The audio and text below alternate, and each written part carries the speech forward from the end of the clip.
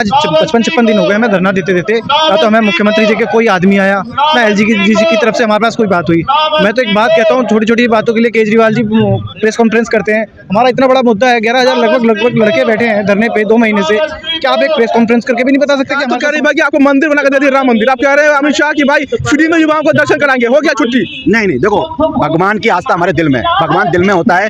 चाहे वो कहते हैं कि मानो पत्थर भी भगवान हो जाता है, ना मानो तो भगवान ही पत्थर हो जाता है। तो उस मुद्दे पे नहीं, वो हमारी आस्था का सवाल है। मगर रोजगार का तो होना पड़ेगा। MA BA PhD और B.Com और सब कुछ करने के बाद मुझे कहा जाता है कि तुम रोजगार करो, कारोबार करो। कारोबार क्या बोलता है? पकौड़ा तलो। नमस्कार, आदाब दोस्तों, द वॉइस एक्सप्रेस पे आपका स्वागत है। मैं उस वक्त जंतर मंतर में, यहाँ प्रोटेस्ट चल रहा है। उन्हीं में एक साथी मिले हैं जो पिछले 1 महीने से आपने देखा होगा, दिल्ली में जो बस मार्शल है उनका आंदोलन चल रहा है। ये दूसरा महीना करीब होने जा रहा है। तो कुछ साथी यहाँ मौजूद हैं, हम उनसे बात करेंगे क्या उनकी मांगों को लेकर क्या हुआ, तो सरकार क्या सुन रही है, आंदोलन को क्या हुआ। क्या शुभ नाम है आपका? मेरा नाम आदित्य राय है और हम दिल्ली सिविल डिफेंस में बस मार्शल थे और दिल्ली के 10,792 लोग बेरोजगार हुए पिछले 2 महीने से धरना प्रदर्शन कर रहे हैं दिल्ली सचिवालय गेट नंबर 6 पर। और आज बेरोजगारी आंदोलन था, पुलिस ने उसकी परमिशन रद्द कर दी, लेकिन हम आए थे बहुत बड़ा और घेराव करने के लिए आए थे। लेकिन पुलिस ने अगला भी हम परमिशन लेकर आएंगे और दिल्ली के और देश के लोग आ रहे हैं। और बेरोजगारी बहुत बड़ा मुद्दा है। बेरोजगारी इतना मुद्दा है कि 2024 का इलेक्शन पास में और रोजगार नहीं मिला। 60 लाख पदे खाली हैं सरकारी संस्थाओं में, लेकिन वहां पर रोजगार नहीं दिया गया, वहां नौकरियां नहीं दी गई। उसके बाद 2 करोड़ रोजगार का वादा किया था माननीय प्रधानमंत्री नरेंद्र मोदी जी ने, लेकिन वो अभी तक मिला नहीं है। तो बहुत यहाँ परेशान है लोग रोजगार को लेकर। क्राइम रेट ज्यादा बढ़ रहा है दिल्ली के। क्या रोजगार पहले किसमें था जहाँ जिससे आप बेरोजगार हुए? सर, हमें दिल्ली सचिवालय बस मार्शल में लगाया हुआ था दिल्ली सिविल डिफेंस की तरफ से। तो 1968 एक्ट का हवाला देकर हमें 10,792 लोगों को 31 अक्टूबर 2023 को हमें बेरोजगार कर दिया गया। लेकिन बेरोजगार करने का मकसद ये था कि 1968 का एक्ट तो पहले भी था, आज भी था, तो संशोधन नहीं किया इन सरकारों ने और हमें 11,000 परिवार को, उसके पीछे लाखों परिवार बेरोजगार है इस टाइम। उसके माँ बाप भी हैं, बच्चे भी हैं, सभी महामारी से जूझ रहे हैं, बेरोजगारी से जूझ रहे हैं। सरकार को कदम उठाना चाहिए, हमें जल्द से जल्द रोजगार देना चाहिए। एक बात मैं आपसे भी जानना चाह रहा हूँ कि बेरोजगारी का मुद्दा आया है, तो ये जो सरकार जो कदम उठा रही है जिससे इतने सारे लोग बेरोजगार हो गए दिल्ली में, तो अभी तक जो बातचीत हो रही है सरकार के और आप लोगों के बीच जो बातचीत हुई, तो ये बातचीत कहाँ तक पहुँची है? पहले तो ये सरकारें जब सरकार में नहीं होती है ना, तो ये रोजगार की बातें करती हैं, ये फिर धर्म की बातें नहीं करती। जब ये सत्ताओं में आ जाती हैं तो ये इनके अंदर पता नहीं क्या हो जाता है, परिवर्तन हो जाता है। आज हमारे प्रधानमंत्री जी हम ये बेरोजगार आंदोलन में आए थे, जो क्या नाम है 60 लाख पद खाली है, उसको सहयोग देने आए थे। दिल्ली सरकार ने जब केजरीवाल के 2 मैन्युफैक्चरिंग में थे, एक तो पहला रोजगार और दूसरी महिला सुरक्षा था। वो दोनों बात सरकार में आने के बाद पता नहीं क्या हो जाता है इन लोगों को कि ये अपनी बातों तो बदल जाते हैं। इन्होंने 2012 में निर्भया कांड हुआ था, जो दिल्ली पूरा देश शर्मसार हुआ था। उसको देखते हुए 2015 में अरविंद केजरीवाल जी ने बस की महिलाओं में सुरक्षा के लिए बस में मार्शल लगाए। और उन्होंने क्या करा, अब 2000 LG साहब कहते हैं कि केजरीवाल साहब ने हमें प्रस्ताव दिया था और उन्होंने सब 1968 का हवाला देते हुए निकाल दिया। हम ये पूछना चाहते हैं, आपने निकालने से पहले कि प्राइवेट कंपनी भी निकालती है, उसमें भी 3 महीने का टाइम देती है, तो आपने पहले से पॉलिसी क्यों नहीं बनाई? एकदम अचानक फैसला क्यों दे दिया? आपको कोई सुरक्षा में चूक हो जाती है तो जिम्मेदार देते हो क्या नाम है आप सेना को, उस जवान को, कि सुरक्षा में चूक हो गई, जवानों ने सही काम नहीं किया। और तुम जवानों को तो बैठा दो सड़कों पे बेरोजगार करके, तो सुरक्षा कौन करेगा? अगर दिल्ली के अंदर महिला के संग कोई साहस हो जाता है तो कौन जिम्मेदार हुआ, अरविंद केजरीवाल या LG साहब? फिर इसमें बहस नहीं होगी इन दोनों की, फिर जो दोनों एक हो जाएंगे और क्या कहेंगे कि सुरक्षा व्यवस्था हमारी खराब थी। मैं इनसे पूछना चाहता हूं कि मैं BA MA BA PhD और B.Com और सब कुछ करने के बाद मुझे कहा जाता है कि तुम रोजगार करो, कारोबार करो। कारोबार क्या बोलता है? पकौड़ा तलो। ये कब तक की राजनीति चलेगी? सरकार, सर आप लोग भी सरकार धर्म के नाम को चुनते हैं ना, आप चुनते हैं मंदिर बनाने के नाम पे, आप चुनते हैं मुसलमान हिंदू के नाम पे। जब सवाल ही सरकार सवाल ही जब होगा हिंदू मुसलमान के नाम पर, जब आप सरकार ही चुनेंगे हिंदू और मुसलमान के नाम पर, तो फिर रोजगार के सवाल क्यों उठेंगे? नहीं सर, ये गलत है। वो कुछ लोग ही हैं जो इस तरह की बातें करते हैं। युवाओं से, किसी भी युवा से पढ़ लो, आज जो संसद में हुआ वो गलत था, उनका दिन गलत था, उसको मैं समर्थन नहीं करता हूँ। मगर जो बाहर लड़की ने बात की, उसने, लड़की पढ़ी लिखी MPhil करी हुई है, उसने कहा रोजगार कहाँ है? अपनी आवाज है, जैसे हम आज जंतर मंतर में अपनी आवाज उठाने आए, आपने हमें डिटेन कर लिया।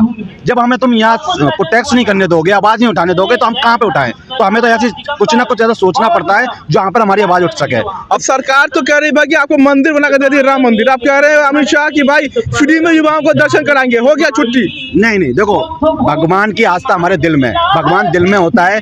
चाहे वो कहते हैं कि मानो पत्थर भी भगवान हो जाता है, ना मानो तो भगवान भी पत्थर हो जाता है। तो उस मुद्दे पे नहीं, वो हमारी आस्था का सवाल है। मगर रोजगार का तो होना पड़ेगा। जैसे 4 किलो गेहूं देते हैं, 5 किलो गेहूं देते हैं, गेहूं से हम क्या करेंगे? हम पे रोजगार होगा, पैसा होगा तो हम तो गेहूं अपने आप खरीद लेंगे। हमें फ्री का लॉलीपॉप वही चीज मैं पूछ रहा हूँ कि सरकार की जिम्मेदारी तो नौकरी की है, रोजगार की है, रोटी की है। आस्था की कब से हो गई भाई? भगवान की कब से हो गई? सवाल तो वही है। लेकिन सरकार चुनते वक्त जो युवा आज चिल्ला रहे हैं, क्या वो सुनते वक्त ये सवाल पूछते हैं? फिर सरकार रिपीट कैसे हो जाती है? क्या ये राम मंदिर का मुद्दा आज का तो नहीं, अभी अभी हुआ है ना? जी, वो देखिए, मैंने आपसे कहा, युवाओं को जब रोजगार की आवाज़ उठाने की बात होती है, आज हमने आवाज़ उठाने की कोशिश करी तो हमारी आवाज़ दबा दी गई। हमें डिटेन करके पता नहीं कहाँ छोड़ के जाएंगे, हमारे साथियों को पता नहीं कहाँ आएंगे। ये मुद्दा रोजगार का तो उठाना नहीं चाहते, ये चाहते हैं कि हम राम मंदिर पर बात कर लें, और ये चाहते हैं कि मस्जिदों पर बात कर लें। मगर ये जब रोजगार की बात होती है तो इनके मंत्री, चाहे प्रधानमंत्री हो या मुख्यमंत्री हो या इनके मंत्री हो, भागते हुए नजर आते हैं और प्रशासन का सहारा लेकर रोजगार युवाओं की आवाज़ दबाना चाहते हैं। एक बाप युवा है, बताइए क्या नाम है आपका? सर मेरा नाम रोहित कुमार है। तो रोहित, ये मैं बताइए कि ये बात जब आती है नौकरी की, रोटी की बात आती है, तो उस पर मंदिर की बात चल जाती है, मस्जिद की बात चल जाती है। आप जैसे युवा इसको कैसे देखते हैं? सर देखो, मंदिर मस्जिद होनी चाहिए, ये अपने आर्थिक अपनी भावनाएं हैं, है ना, पर रोजगार भी होना चाहिए, क्योंकि रोजगार से हमारा परिवार चलता है। परिवार चलाने के लिए हमें रोजगार की ज़रूरत है। और सबसे बड़ी बात पता है क्या है? इसमें 10,792 लोग जो धरना दे रहे हैं इस समय सचिवालय गेट नंबर 6 पर, इसमें क्या है, 10 लोगों की ना मृत्यु हो चुकी है। अच्छा, सबसे दुर्भाग्य वाली बात यह है कि इसमें 10 लोगों की मृत्यु हो चुकी है और सरकार इतनी अनदेखी कर रही है, इतनी अनदेखी इन्हें करना नहीं चाहिए। आपको बेरोजगार हुए कितने महीने हो गए? हमें 2 महीने होने को आ गए। 27 अक्टूबर से हमारा धरना चल रहा है। और सबसे बड़ी बात तो इसमें यह है, सरकार की गलती इसमें यह है कि पहले तो हम लोगों की 5 महीने की तनख्वाह रोकी। जब हम लोगों ने तनख्वाह मांगी और प्रोटेस्ट करा तो हम लोगों को 1968 का एक्ट का हवाला देकर ना हम सबको नौकरी से बर्खास्त कर दिया। नौकरी का से बर्खास्त कर दिया और हम लोग 27 तारीख से अपना धरना दे रहे हैं और इसके चलते हुए हमारे 10 बंदों की मृत्यु हो चुकी है। आपके क्या नाम है? संजीव कुमार। तो आपको ना मुख्यमंत्री से कुछ आपको मिल रहा है आश्वासन इस तरह से, ना एलजी साहब से मिल रहा है? नहीं, हमें कहीं से आश्वासन नहीं मिल रहा, जिसलिए हम धरना दे रहे हैं। हम आज 55 दिन हो गए हमें धरना देते देते, ना तो हमें मुख्यमंत्री जी के कोई आदमी आया, ना एलजी जी की तरफ से हमारे पास कोई बात हुई। मैं तो एक बात कहता हूँ, छोटी छोटी बातों के लिए केजरीवाल जी प्रेस कॉन्फ्रेंस करते हैं। हमारा इतना बड़ा मुद्दा है, 11,000 लगभग लड़के बैठे हैं धरने पे 2 महीने से। क्या आप एक प्रेस कॉन्फ्रेंस करके भी नहीं बता सकते कि हमारे साथ समस्या क्या है? वो आके बता तो सकते हैं, फ्रंट पे नहीं आ सकते, मीडिया के सामने बताए, कुछ तो बताए, रीज़न क्या है, हम लोग कहाँ जाएंगे? एक अचानक किसी को घर से निकाल दोगे तो वो आदमी कहाँ जाएगा? परेशानी होगा।